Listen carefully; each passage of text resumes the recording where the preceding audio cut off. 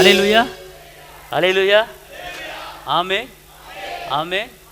அதாவதுங்க பைபிள் வசனம் நம்மளை எப்படி இருக்க தெரியுமா சொல்லுது? எல்லாம் பக்கத்தில் பார்த்து சொல்லுங்க. பைபிள் வசனம் நம்மளை எப்படி இருக்க சொல்லுது? உங்களை என்ன எப்படி இருக்க சொல்லுது?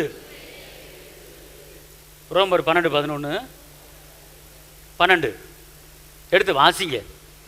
ரோமர் 12:11-12.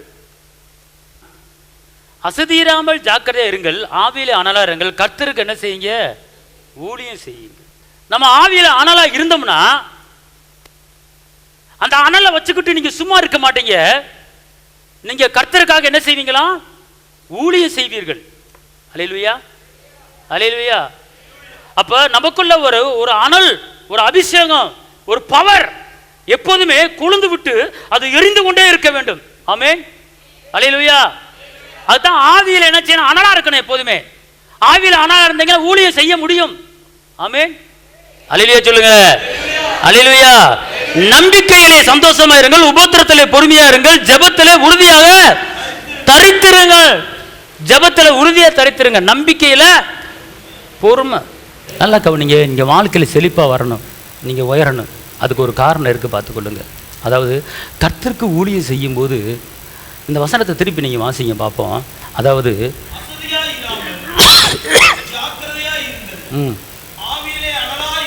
இங்க அசதியா இருக்கக்கூடாது, ஒண்ணு. ரெண்டாவது, தேவ பிள்ளைகள் ஜாக்கிரதையா இருக்கணும், பார்த்துக்கொள்ளுங்க. ஜாக்கிரதை என்ன தெரியுமா? ஏனாதானு உங்க வீட்லயோ உங்க நாட்டிலேயோ வேலை பார்க்குற இடத்துல ஏனாதான் இருக்கணும். எதுலையுமே ஒரு விழித்திருக்கிற ஒரு வாழ்க்கை வாழணும், பார்த்து நடக்கிற ஒரு வாழ்க்கை, பார்த்து பேசுகிற ஒரு வாழ்க்கை. எதை செய்தாலும் ஜாக்கிரதையா பேசணும், ஜாக்கிரதையா இருக்கணும், ஜாக்கிரதையா பேசணும், பார்த்துக்கொள்ளுங்க. பேச்சில் கூட கவனம் வச்சு பேசணும், பார்த்துக்கொள்ளுங்க. ஒருத்தங்க 4 வார்த்தை பேசினாலும் ஒரு வார்த்தை தான் நீங்க என்ன செய்யணும்? பேசணும், பார்த்துக்கொள்ளுங்க. வள என்ன செய்யக்கூடாது? பேசக்கூடாது. எல்லா காரியத்திலையுமே நீங்க ஜாக்கிரதையா இருந்து ஆவியில நீங்க எப்படி இருக்கணுமா? எங்க என்னைய கொஞ்சம் பாருங்க. ஆவியில ஆவியில ஆவியில நான் என்ன செய்யறேன்னு செய்யுங்கப்பா. ஆவியில ஆவியில ஆவியில நானே அனலா இருப்பேன். அல்லேலூயா, அல்லேலூயா. இருங்களேன், இப்படிலாம் நீங்கள் கையை இப்படி காலை ஆட்டும் போது அந்த ஒரு வலி இருந்துச்சு, டக்குன்னு அந்த வலி போயிருங்க. இப்போ இந்த நேரத்தில் உங்களை எதுக்கு நான் ஆச்சரியம் பண்ண சொல்கிறேன்? இடுப்பு வலி, முட்டு வலி, முடக்கோலி எல்லாம் போயிரு இயேசுவின் நாமத்தில். அல்லேலூயா. அப்போ நீங்கள் என்ன செய்யணும்? ஆவியில் நீங்கள் என்ன செய்யணும்? அனலாக இருக்கணும். சோர்ந்து நீங்கள் என்ன செஞ்சிடக்கூடாது, போயிடக்கூடாது. நீங்கள் அப்படி அனலாக இருக்கும்போது என்ன செய்வீங்கன்னு கேட்டிங்கன்னா, நீங்கள் கர்த்தருக்காக ஊழியம் செய்வீங்க. கர்த்தருக்காக என்ன செய்வீங்க? ஊழியம் செய்வீங்க. அப்போ நல்லா தெரிஞ்சுக்கொள்ளுங்க, தேவன் ஏசப்பா நம்மளை ஊழியம் செய்யும். மத்தேயு 28:19-20 நம்ம ஏன் ஊழியம் செய்யணும்? மத்தேயு 28:19-20 சீக்கிரம். மத்தேயு 28:19-20.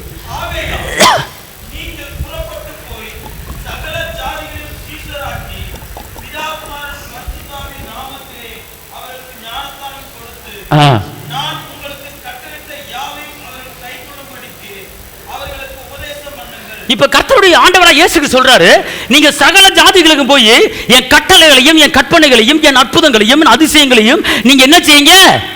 என்ன செய்ய போட்டிருக்கு?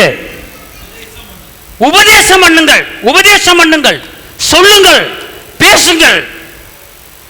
இயேசு யாரு? இயேசு எப்படிப்பட்டவர்? எதற்காக வந்தார்? எதற்காக அடிக்கப்பட்டார்? எதற்காக நொறுக்கப்பட்டார்? அப்படிங்கிற காரியத்தை குறித்து நீங்க என்ன செய்யுங்க? பேசுங்க, நீங்க சொல்லுங்க. இது நம்ம தலையில விழுந்த ஒரு கடமை, பார்த்துக்கொள்ளுங்க. நீங்க அப்படி ஆண்டவருக்காக நீங்க ஏதாவது செய்யும் போது கர்த்தர் உங்களை என்ன செய்வார்னா, ஏசாயா 65:13-14 என் ஊழியக்காரர் புசிப்பார்கள்.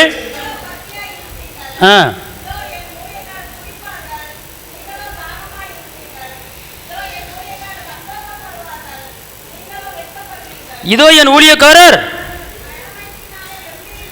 நீங்களோ. அல்லேலூயா. இங்க பாருங்க, இப்படிப்பட்ட சம்பவம் நம்முடைய வாழ்க்கையில நடக்காமல் இருப்பதற்கு நீங்க கர்த்தருக்காக ஏதாவது ஒரு வகையில் நீங்க ஊழியம் செஞ்சு பாருங்களேன். அப்படி ஊழியம் செய்யும் போது உங்க வாழ்க்கையில புலம்பல் என்பது என்ன செய்யாது? இருக்காது, பசி என்பது இருக்காது. அது மாத்திரமல்ல, தாகம் என்பது என்னது இருக்காது.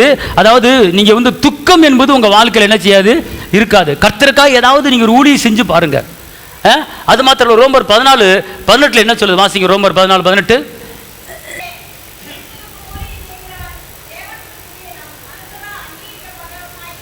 இங்க பாருங்க, இயேசுவுக்கு ஊழியம் செய்கிறவன் இயேசுவுக்கு தேவனுக்கு பிரியமுள்ள அன்பான பாசமான பிள்ளையாகவும் மனுஷரால் அங்கீகரிக்கப்பட்ட ஒரு சூழ்நிலை. மனிதர்கள் உங்களை உதாசனப்படுத்துகிற மனிதர்களாக அல்ல, உங்களை தூக்கி எறிய மனிதர்களாக அல்ல, உங்களை கூப்பிட்டு உங்களுக்கு கொடுக்க வேண்டிய மரியாதையும், உங்களுக்கு கொடுக்க வேண்டிய கனத்தையும், உங்களுக்கு கொடுக்க வேண்டிய மேன்மையும், உங்களுக்கு கொடுக்க வேண்டிய உயர்வையும் கண்டிப்பான முறையில் அது உங்களை தேடி வரும். கனத்தை நீங்கள் தேடி போக வேண்டிய அவசியம் கிடையாது, உயர்வை தேடி போக வேண்டிய அவசியம் கிடையாது. இங்க கர்த்தர் சொல்றார், கர்த்தருக்காக நீங்கள் ஊழியம் செய்யும் போது, கர்த்தருக்காக ஏதாவது ஒன்று செய்யும் போது உங்களுக்கு என்ன வருது பார்த்துக்கொள்ளுங்க. என்ன வருது? 2 காரியம் வருது இந்த இடத்துல. தேவனுக்கு என்னவா மாறிடுறீங்க? நீங்க தேவனுக்கு பிரியமான பிள்ளையா மாறிடுறீங்க. அடுத்து மனிதர் மத்தியில் உங்களுக்கு என்ன வந்துடுது? ஒரு மனிதர்கள் உங்களை அங்கீகரிப்பாங்க. இங்க பாருங்க, நான் மதுரையில் இருக்கும்போது எவ்வளோ தொழில் பண்ணேன், எவ்வளோ பிஸ்னஸ் பண்ணேன், பல பிரச்சனை பார்த்துக்கலாம். ஒருத்தன் கூட மனுஷன் மதிக்க மாட்டான். பார்த்துங்க, ஒருத்தன் கூட மனுஷன் மதிக்க மாட்டான். நம்மளை பார்த்து ஒரு ஏளனம் பண்ணாங்க. இவன் என்ன செஞ்சாலும் வாய்க்க மாட்டேங்குது, இவன் என்ன பிஸ்னஸ் பண்ணாலும் வாய்க்க மாட்டேங்குது, எல்லா பிரச்சனையும் தோல்வியை சந்திச்சுக்கிட்டு இருக்கான், இவன் தேர மாட்டான் அப்படி என் வீட்டாரிலிருந்து, அக்கம் பக்கத்திலிருந்து, நண்பர்களிலிருந்து எல்லாருமே ஒரு உதாசனப்படுத்தி, நம்மளை நிந்தனைக்கு உட்படுத்தி, கேவலப்படுத்தி, அவதூறு வார்த்தைகளை சொல்லி, நீலாம் எதுக்கு இங்கே இருக்க, போ எங்கிட்ட போ, எங்கிட்ட பொழைக்க வேண்டிய வெளியே பார் போ, அப்படிலாம் அவமானத்துக்குள்ள இருந்து கர்த்தர் கடைசியில் அழைச்ச பிற்பாடு, ஆண்டவருக்குன்னு ஊழியத்துக்கு இறங்கின பிற்பாடு பார்த்துக்கொள்ளுங்க, இன்னைக்கு எங்கேயும் கிடைக்கக்கூடாத ஒரு கனமும், ஒரு உயர்வும், ஒரு மதிப்பும், ஒரு மரியாதை என்ன செஞ்சிச்சு வந்துச்சு பார்த்துக்கொள்ளுங்க. கர்த்தர் அப்படிப்பட்ட ஒரு கனத்தை கொடுத்துருக்கிறாரு, அப்படிப்பட்ட உயர்வு என்ன செஞ்சிருக்கிறாரு, கொடுத்துருக்கிறார். தேவன் அப்படிப்பட்ட காரியத்தை செஞ்சிருக்கிறார். அரசியல் தலைவர் மத்தியில் போய் உட்காரக்கூடிய ஒரு சூழ்நிலை. கலைஞர் பொண்டாட்டி ராஜாத்தி அம்மாவுக்கு போய் சுவிசேஷத்தை சொல்லி அவங்க தலையில் கையை வச்சு ஜெபம் பண்ணி பாவம் மன்னிப்பு வாங்கி அப்படிப்பட்ட காரியத்தில் செய்யக்கூடிய, அவங்க பக்கத்தில் போய் உட்காரக்கூடிய ஒரு நிலைமையில் ராஜாக்களோடும் பெருமக்களோடும் அமர பண்ணக்கூடிய ஒரு கிருபையை கர்த்தர் என்ன செஞ்சிருக்கிறாரு, வச்சிருக்கிறாரு. அல்லேலூயா சொல்லுங்க. ஒரு சில நடிகர் முன்னால் போய் பேசி இயேசுவின் நாமத்தை சொல்கிறதுக்கு கர்த்தர் கிருபை வச்சிருக்கிறாரு பார்த்துக்கொள்ளுங்க. அங்கே வீட்டெலாம் பக்கத்தில் போக முடியுமா சொல்லுங்கள் பார்ப்போம். ஒரு காலத்தில் எல்லாம் எள்ளி நகையாடினார்கள். ஆனால் இன்னைக்கு கர்த்தருடைய ஊழியத்தை பண்ணும்போது, கர்த்தருடைய வேலை செய்யும்போது ராஜாக்களோடும் பிரபுக்களோடும் அமர பண்ணுகிற கர்த்தர், ராஜாக்களோடும் பிரபுக்களோடும் அமர பண்ணுகிற கர்த்தர். அல்லேலூயா. இதே போல் நீங்கள் தனிப்பட்ட முறையில் தனியாளாக இருக்கீங்களா, கேவலப்பட்டிருக்கீங்களா, நிந்திக்கப்பட்டிருக்கீங்களா, ஒன்றும் செய்யவேனா, இயேசுக்காக ஏதாவது ஒன்று செஞ்சு பாருங்கள். இயேசுக்காக உங்கள் வாழ்க்கையை அர்ப்பணிச்சு பாருங்கள். நீங்கள் கேட்கலாம், நான் எப்படிங்க ஊழியம் பண்ணுறது, எனக்கு ஊழியம் பண்ண தெரியாது அப்படி நீங்கள் கேட்கலாம். ஏசி 52:7 எடுங்க. சமாதானத்தை கூறி நல்ல காரியங்களை சுவிசேஷமாய் அறிவித்து ரட்சிப்பை பிரசித்தப்படுத்தி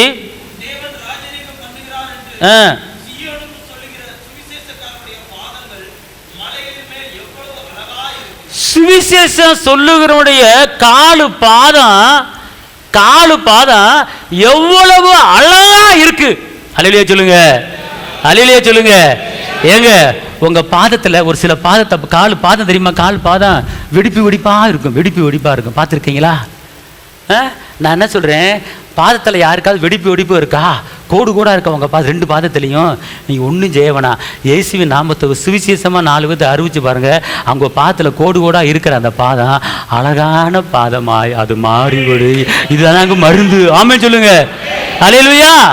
சுவிசேஷனுடைய பாதம், ஆமென் சொல்லுங்க, அழகா என்ன செஞ்சிருமா, அது மாறிவிடுமா. அல்லேலூயா. வசனம் அப்படித்தானே சொல்லுது. அல்லேலூயா. உங்க பாதத்தை பார்க்கும்போது இந்த பாதம் எப்படிங்க வலுவலுன்னு இருக்கு? ஒண்ணும் இல்லைங்க, இயேசுவை பத்தி 4 பேர்த்திட்ட சொன்னேன். இங்க வருங்க, நீங்க பயப்பட வேணாம். ஒரு வீட்டுக்குள்ள போறீங்க, வீட்டுக்குள்ள போன உடனே நீங்க என்ன செய்யணும், இங்க வசனம் சொல்லுது பாருங்க, திருப்பி அந்த வசனத்தை வாசிங்க. சமாதானத்தை என்ன செய்யணும்? இங்க வருங்க, ஒரு ஆள் ஒரு வீட்டுக்குள்ள போனீங்களா, போன உடனே என்ன எப்படி இருக்க, ஏன் இப்படி டல்லா இருக்க, ஏன் வீட்டுக்காரன் அடிச்சான உனைய, நேற்று நல்லா இருந்த, நைட்டு தண்ணி போட்டு வந்தானா, ஏன் இப்படி இருக்க, அவனுக்கு 2 நாள் கஞ்சி இல்லாமல் போடு, அப்போ தான் சரியா, உங்கள் அம்மா வீட்டுக்கு ஓடு. இப்படிலாம் கூறக்கூடாது, இப்படிலாம் பேசக்கூடாது. நேராக வீட்டுக்குள்ளே போன உடனே ஏசப்பா என்ன செஞ்சார்? உயிர் தெழுந்த உடனே சீசர்கள் பயந்து போய் வீட்டுக்குள்ளே உட்காந்துருக்குறாங்க. ஏசப்பா உள்ள நுழைஞ்சு முதல் எடுத்தோடனே என்ன வார்த்தை சொன்னார்? முதல் எடுத்த உடனே என்ன சொன்னாரு? உங்களுக்கு சமாதானம் அப்படின்னாரு. அல்லேலூயா. வீட்டுக்குள்ள போன உடனே அதே மாதிரி நீங்க சொந்தக்காரங்க வீட்டுக்கு, மாமா வீட்டுக்கு, மச்சான் வீட்டுக்கு, மாமியா வீட்டுக்கு, சித்தப்பை வீட்டுக்கு, பெரிய வீட்டுக்கு, நண்பர் வீட்டுக்கு ஒரு வீட்டுக்கு போறீங்கன்னா உள்ள போகும்போது கர்த்தர் உங்களை ஆசீர்வதிப்பார், உங்களுக்கு சமாதானம் உண்டாவதாக அப்படின்னு சொல்லிவிட்டே உள்ள போங்க. அவங்க கலங்கி போயிருக்கிற முகம், சந்தோஷ முகம் என்ன செஞ்சிடும்? மாறின்னு பார்த்துக்கொள்ளுங்க. நீங்க ஒரு குடும்பத்தில், ஒரு வீட்டில் ஒரு ஆள்கிட்ட சமாதானத்தை பத்தி பேசுங்க. இயேசுவின் நாமத்தை சொல்றீங்க. இயேசுங்கிற வார்த்தை வாயில வராம ஒரு குடும்பத்துல சமாதானத்தை பத்தி பேசுங்க. இயேசு அந்த இடத்துல வந்து உட்கார்ந்துருவாரு. இயேசு அந்த இடத்துல வந்துருவாரு. காரணம், இயேசுக்கு ஒரு பெயர் சமாதான காரணர், சமாதான பிரபு. அல்லேலூயா. இயேசுங்கிற வார்த்தை வாயில் வராம சமாதானம் இருங்க, கர்த்தர் உங்களுக்குள்ள இருக்கிற அப்ப சமாதானத்தை பத்தி பேசி பாருங்க. அந்த இடத்துல இயேசு வந்து உட்கார்ந்துருவாரு, உங்களுக்குள்ள ஒரு வல்லமை கடந்து வந்துரும். ஆமென் சொல்லுங்க. அல்லேலூயா. அப்போ ஒரு வீட்டுக்குள்ள போனா நீங்க வந்து சமாதானத்தை பேசுங்க, அன்பை பேசுங்க, இரக்கத்தை பேசுங்க. அப்புறம் என்ன போட்டிருக்கு?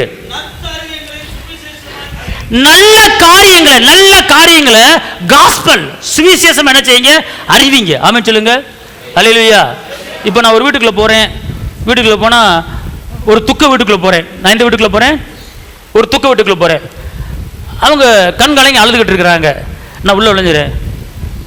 நுழைஞ்சோன்னு ஸ்தோத்திரமா, ஒன்றும் பயப்படாதீங்கம்மா, கலங்காதீங்கம்மா, இன்னைக்கு உங்கள் வீட்டில் அவர் போயிட்டாரு, நாளைக்கு நீங்களும் நானும் போகிறோம்.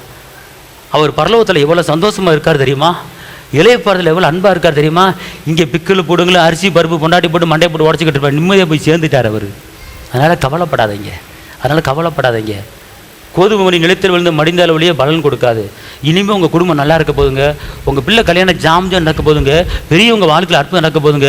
இனி பாருங்கள், நாளிலிருந்து உங்கள் வாழ்க்கை வெற்றி வாழ்க்கை தான். உங்கள் அழுகையின் பள்ளத்தக்க உருவம் நடந்து, கண்ணீர் பாதி உருவம் நடந்து, களிப்பான நீரூற்றுகளை மாற்றுகிற வல்லமையை கர்த்தர் உங்களுக்கு கொடுக்க போறாரு. சந்தோஷமா இருங்க. இழந்ததெல்லாம் கர்த்தர் திரும்ப கொடுக்க போறாரு. உங்கள் பண பிரச்சனை மாறப்போது, கடன் பிரச்சனை மாறப்போது, பிள்ளைக்கு கல்யாணம் வரப்போது, மாப்பிள்ளை வீடு தேடி வரப்போது, பெரிய அற்புதம், பெரிய அதிர்ச்சி உங்கள் வீட்டில் நடக்க போது, நாளைக்கே நடக்க போகுது. சந்தோஷம் இருங்க அப்படின்னு சொல்லிட்டு நான் வந்தேன்னா, அந்த சோர்ந்து போன அந்த இருதயம், அந்த வேதனைப்பட்ட இருதயம், ஐயோ வீட்டில் ஒரு போயிட்டாரே, நான் எப்படி குடும்பம் நடத்த போறேன் அப்படி நினைச்சுக்கிற இந்த இருதயம், இந்த வார்த்தை போய் அவங்க என்ன செய்யும்? தேற்று. இது என்ன காரியம்? நற்காரியங்கள். இது என்ன செய்யும்? நற்காரியங்கள். நீ வீட்டுக்குள்ள போனோன்னு ஒரு பிள்ளை படிச்சுக்கிட்டு இருக்க, என்ன படிக்கிறியா? நீ எல்லாம் படிச்சு என்னத்த வாழ்க்கையில் முன்னாடி போற? நீ பொம்பளை பிள்ளை, படிச்சு நீ வேலை பார்த்து உங்க அம்மா கஞ்சி ஊற்ற போறியாக்கும், எதுக்கு படிச்சுக்கிட்டு இருக்க? +2 முடிச்சல போதும், வா தீப்டி கம்பெனியில் வேலை பார்ப்போம், டின்பெட்டியில் வேலை பார்ப்போம், வா இந்த ஆஃபீஸில் வேலை பார்ப்போம், வா கல்லில் உடைக்கணும், வா இதை போட்டு படிச்சுக்கிட்டு இருக்க. நீ BA BCom MCom BS அதெல்லாம் படிக்கணும் அவசியம் கிடையாது.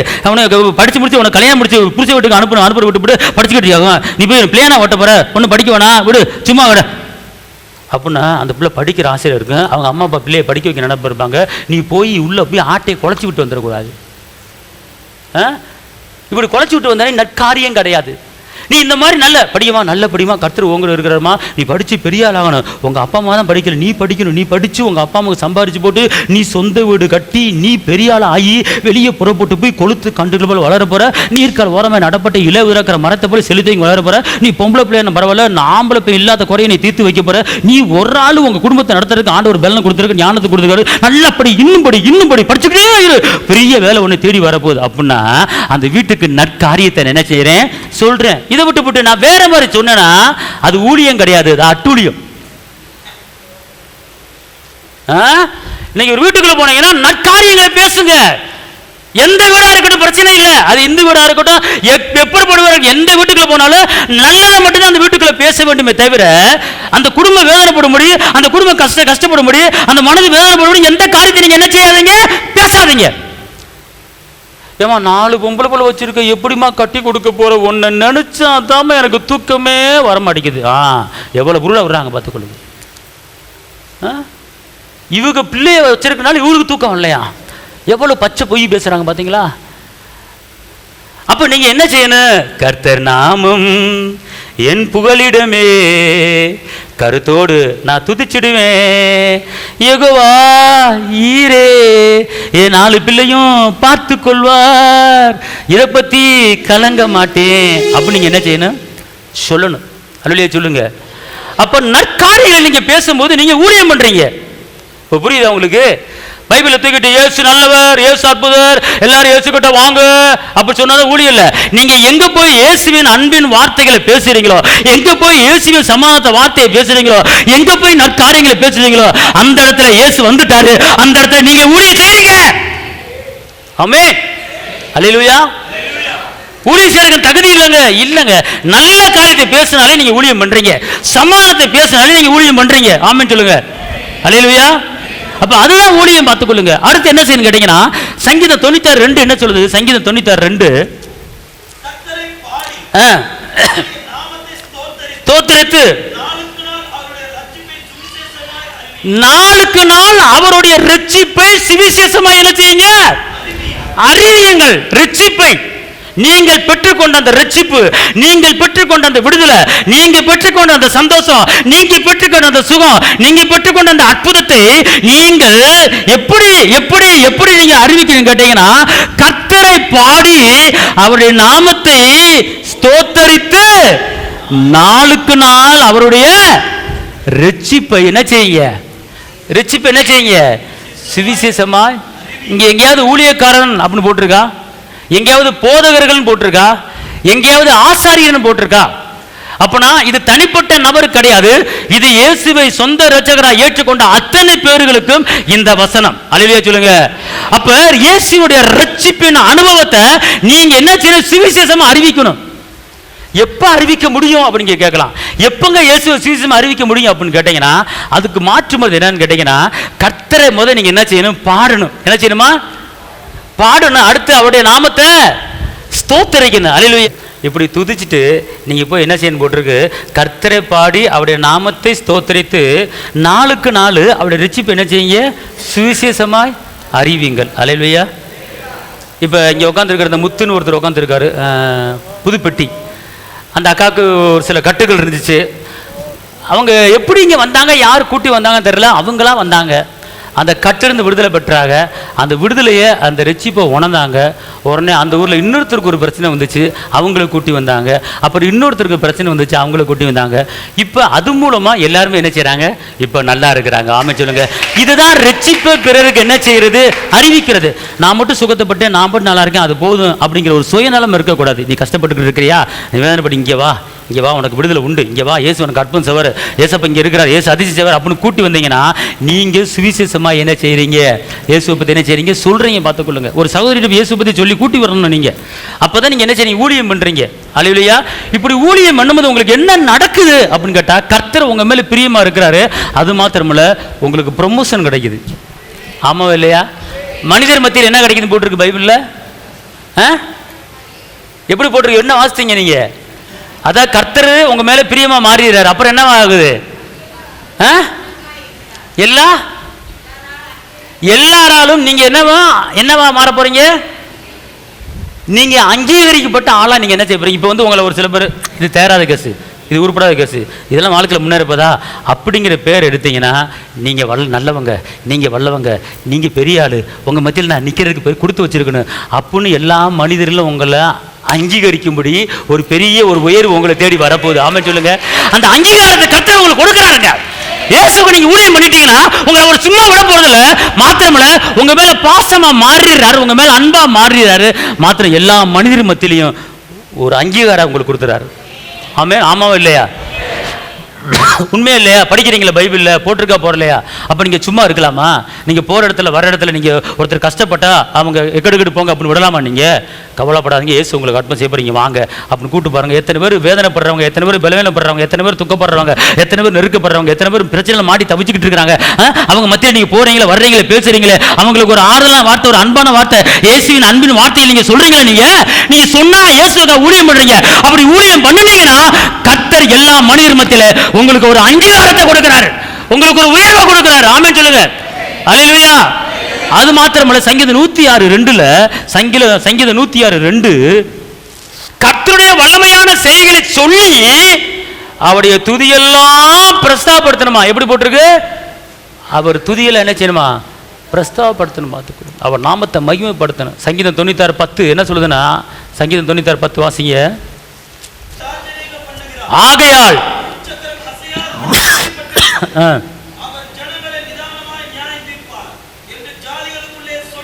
அல்லேலூயா. ஜாதிகளுக்குள்ள என்ன செய்யணுமா? எதை சொல்லணும்?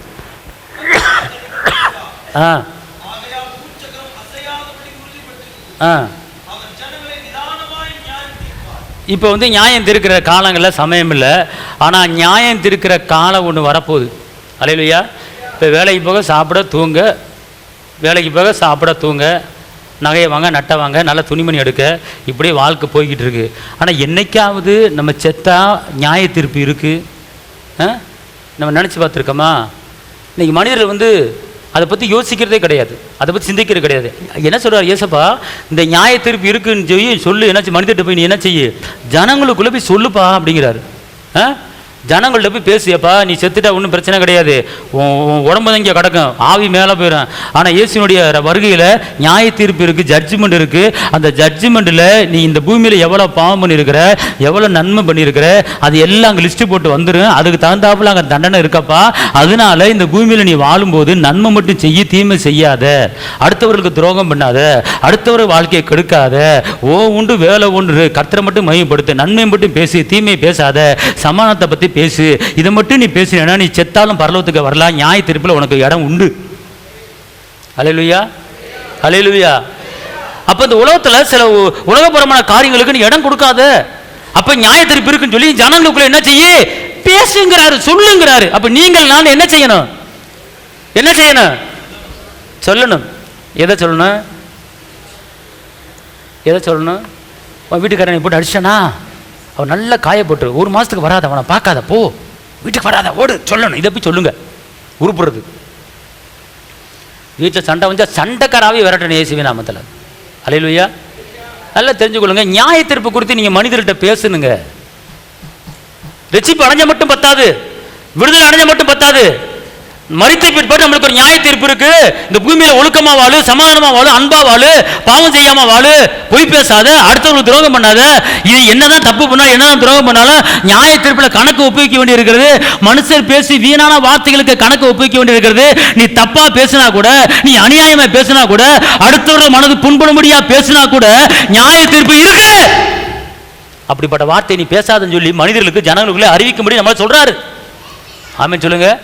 அது மாத்திரமல்ல, 2 பேதுரு 1:16 என்ன சொல்லுதுன்னா, நாங்கள் தந்திரமான கட்டுக்கதைகளை பின்பற்றவர்களாக அல்ல, அவருடைய மகத்துவத்தை கண்ணார கண்டவர்களே, நம்முடைய கர்த்தராகிய இயேசு கிறிஸ்துவின் வல்லமையையும் வருகையும் உங்களுக்கு, அவர் வல்லமையும், அவர் அற்புதங்களையும், அவர் அதிசயங்களையும், அவர் வெற்றியும், சிலுவை பாடுகளையும், சிலுவையில் ரத்தத்தை சிந்தினதையும், சிலுவையில் ரத்தத்தை சிந்தி விடுதலை வாங்கி கொடுத்ததையும், பாவ மன்னிப்பு கொடுத்ததையும், அவர் வருகையை குறித்து நாம் பிறருக்கு அறிவிக்க வேண்டும், சொல்ல வேண்டும். செத்த பிரேதங்களை உயிரோடு எழுப்பியிருக்கிறார் என்று சொல்ல வேண்டும். பாண்டவர் சிறுமியை உயிரோடு எழுப்பியிருக்கிறார் சொல்ல வேண்டும். அதுதான் வல்லமை, அதுதான் வல்லமை, அதுதான் அற்புதம், அதுதான் அதிசயம். 5:2 மணி வனாந்தரத்தில் பெருக பண்ணி 12 கூடாரத்தை எடுத்தவர் இயேசு சொல்லணும். 4 நாள் நாட்டப்பட்டு கிடந்த லாசருவை உயிரோடு எழுப்பினவர் இயேசு சொல்லணும். 10 தண்ணியை ரசமா மாற்றி கல்யாண வீட்டில் அற்புதம் செய்த இயேசு சொல்லணும். வல்லமையை, அற்புதங்களை, அதிசயங்களை நீங்கள் நானும் சொல்லும்படி இயேசு உங்களை தெரிஞ்சிருக்கிறார். ஆமென். இந்த வேலையை நீங்க செஞ்சீங்கன்னா, இந்த காரியத்தை செஞ்சீங்கன்னா, கர்த்தர் சொல்றாரு, உன் மேல நான் ரொம்ப பாசம் வச்சிடறேன், உன் மேல ரொம்ப பிரியம் வச்சிடறேன். மாத்திரமல்ல, எல்லா மனிதருக்கு முன்னால உன்னை எம்எல்ஏவா மாற்ற போறேன், உன்னை எம்பியா மாற்ற போறேன்.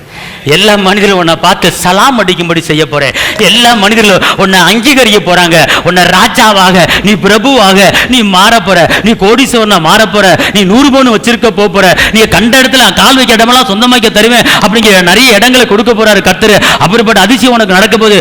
எல்லா மனிதரும் உன்னை பார்த்து எப்படிப்பா அப்படி முன்னேறின, எப்படி ஒரு வருஷம் இவ்வளவு டெவலப்மெண்ட் எங்க இருந்து வந்துச்சு அப்படின்னு எல்லாரும் உன்னை பார்த்து ஐயர்த்து கும்பிட்டு சலாம் அடிக்கும்படி கர்த்தர் உங்களை ஒரு அங்கீகாரமா மாத்த போறாரு. அல்லேலூயா. இதுக்கு இதுக்கு குவாலிஃபிகேஷன் தேவை, இதுக்கு அரசியல்வாதி தேவை, எம்எல்ஏ பின்னாடி நான் துண்டை பிடிச்சிட்டு ஓடணும், எம்பி பின்னாடி துண்டை பிடிச்சிட்டு ஓடணும், எம்எல்ஏ அம்மா முன்னாடி சேலையை பின்னாடி பிடிச்சி ஓடணும். அப்படிலாம் ஒன்றும் தேவையில்லை. எவன் பின்னாலையும் போக வேண்டிய அவசியம் கிடையாது. எந்த கோடீஸ்வரன் பின்னாலையும் போக வேண்டிய அவசியம் கிடையாது. நீ இந்த வேலையை மட்டும் பண்ணிக்கிட்டு இருந்தீங்கன்னா அவன் உன்னை தேடி வந்து உன்னை அங்கீகரித்து உன்னை மலை மேல இருக்கிற பட்டணம் போல அவனை உயர்த்துவாயா? ஆமென், அல்லேலூயா. ஒண்ணுமில்ல, நீ இந்த வேலையை மட்டும் பண்ணி பாருங்க, கர்த்தர் எம்எல்ஏவை உன் வீட்டுக்கு வர வைப்பார். அல்லேலூயா. அக்கா ஓட்டு போடுங்கன்னு கையை கருத்து கும்பிட உங்க வீட்டுக்கு வருவாரு. அல்லேலூயா. அதான் அங்கீகாரம், அது அங்கீகாரம். ஏக்கா எப்படிக்கா அந்த 100 பவுன் சேர்த்தீங்க? பரவாயில்லக்கா, உங்க கடவுள் இந்த அளவுக்கு டெவலப்மெண்ட் பண்ணிட்டாரு. எப்படிக்கா ஒரு வீடு இருக்கும் இன்னொரு வீடு வாங்கினீங்க? எப்படிக்கா கர்த்தர் உங்களை உயர்த்திட்டாரு? எப்படிக்கா ஒரு கார் இருக்கும் இன்னொரு கார் வாங்கினீங்க? கர்த்தர் உங்களை மத்தியில் உயர்த்திட்டாரு. ஆமென். இருந்த வண்ணமா தேவ பிள்ளை இருக்கக்கூடாது. ஏன் அப்படி இருக்கிறோம் அப்படின்னு கேட்டால், நம்ம ஒரு வீட்டுக்குள்ளே போய் சமானத்தை கூறுறது கிடையாது, ஒரு வீட்டுக்குள்ளே போய் நற்காரியத்தை பேசுறது கிடையாது, வீட்டுக்குள்ளே போய் சண்டையை மூட்டி விடுறது. நீ சரியில்லை, அவன் சரியில்லை, இவன் சரியில்லை, அவனை பார்த்தா நான் பேச மாட்டேன், இவனை பார்த்தா நான் பேச மாட்டேன், அவன் எனக்கு சரியில்லை, அவன் சரியில்லை. ஆனால் இங்கே ஞாயிற்றுக்கிழமை பைபிளை தூக்கிட்டு வந்துரு, சோத்திரம் அக்கா, சோத்திரம் சோத்திரம் சிஸ்டர், நல்லா இருப்பீங்களோ, கர்த்தர் பெரியவருக்கா, நேற்று கூட்டத்துக்கு வழியா நீங்க நான் கூட்டத்துக்கு வந்தாங்க. அங்கே வீட்டுக்குள்ள போன மூஞ்சி முறைச்சிக்கிட்டு, ஏய் அவள் பக்கம் முளைக்கா போகல, அவள் சரியில்லை, முன்னேற முடியாது வாழ்க்கையில். இது நற்காரியமா? நற்காரியமா? 2 பேரை பார்த்தீங்கன்னா சமாதானத்தை பேசுங்க, 2 பேரை பார்த்தீங்கன்னா நற்காரியங்களை பேசுங்க, 2 பேரை பார்த்தா நல்லதை பேசுங்க. ஏன் அவ பக்கம் போகாத, இவ பக்கம் போகாத, அவ வீட்டு வாசப்படி மிதிக்காத, நான் கபரிமான் பரம்பரை, நான் அவளை பேச மாட்டேன்னா பேச மாட்டேன். நான் என் மாமியிட்ட பேசி 3 வருஷம் ஆச்சு தெரியுமா உனக்கு? என் அத்தையை பேசி 4 வருஷம் ஆச்சு தெரியுமா உனக்கு? நான் எப்படிப்பட்ட பரம்பரை, நரகத்துக்கு போயிடுவேன். ஜாக்கிரதை. பெருமை எதில் பாராட்டுறது? பெருமை எதில் பாராட்டுறது? தாழ்வு தேவை, அன்பு தேவை, இரக்கம் தேவை, பணிவு தேவை, விட்டு கொடுக்கிற மனப்பான்மை தேவை. ஒரு கணத்திலிருந்து மறு கணத்தை காட்டி ஏசப்பா சொல்லியிருக்காருல்ல, கிறிஸ்தவர் எதுக்கு பேர் வச்சிருக்கிறோம்? கற்பனை கடலை எது கடைபிடிக்கும் சொல்லியிருக்கிறோம். அதாவது சண்டை பண்ணாதவன இருக்க வேண்டும் என்று வேதம் சொல்லுகிற தேவ பிள்ளைய. ஆமென் சொல்லுங்க. அல்லேலூயா. அதனால இன்னைக்கு ஆவியானவர் சொல்றாரு, நீ நற்காரியத்தை மட்டும் பண்ணுப்பா, உனக்கு வேலை வீடு தேடி வரும், கவர்மெண்ட் வேலை. அல்லேலூயா. கவர்மெண்ட் வேலை வீடு தேடி உனக்கு தேடி வரப்போது. எம்ப்ளாய்மெண்ட்ல பாஞ்சிட்டு கம்முன்னு உட்காந்து கடை, வீடு தேடி உனக்கு அப்ளிகேஷன் வரப்போகுது, வந்து ஜாயின் பண்ணு அப்படின்னு. அல்லேலூயா. நற்காரியங்களை பண்ணிக்கிட்டே இருங்க, சமானத்தை கூறிக்கிட்டே இருங்க, நல்லதை பேசிக்கிட்டே இருங்க. இதான் ஊழியம், இதான் ஊழியம். நான் இயேசு பற்றி அவங்க முன்னாடி பேச பயமா இருக்குங்க, இயேசு பற்றி சொல்ல பயமா இருக்குங்க, நான் இயேசுன்னு பேர் கூட எடுக்காதீங்க. நீங்க ஒண்ணுமில்ல, சமாதானம் பற்றி பேசி பாருங்க, இயேசு அங்கே வந்துடுவாரு. அன்பை பற்றி பேசி பாருங்க, இயேசு அந்த இடத்துல வந்துடுவாரு. அல்லேலூயா. ஏன்னா அவருக்கு பேரு சமாதான காரணர். அல்லேலூயா.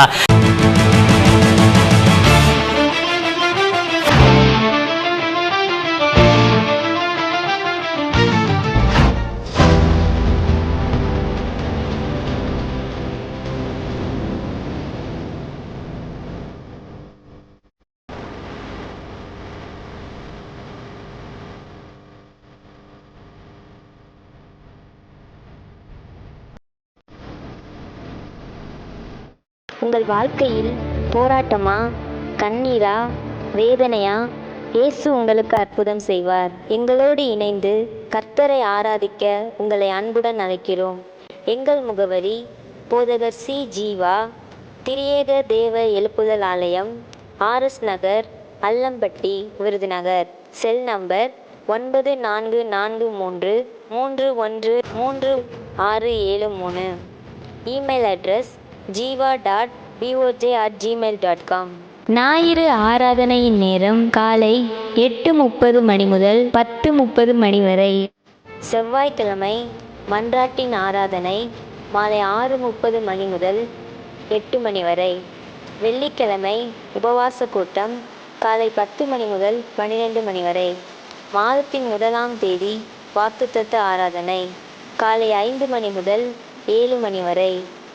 கர்த்தர் உங்களை ஆசீர்வதிப்பாராக.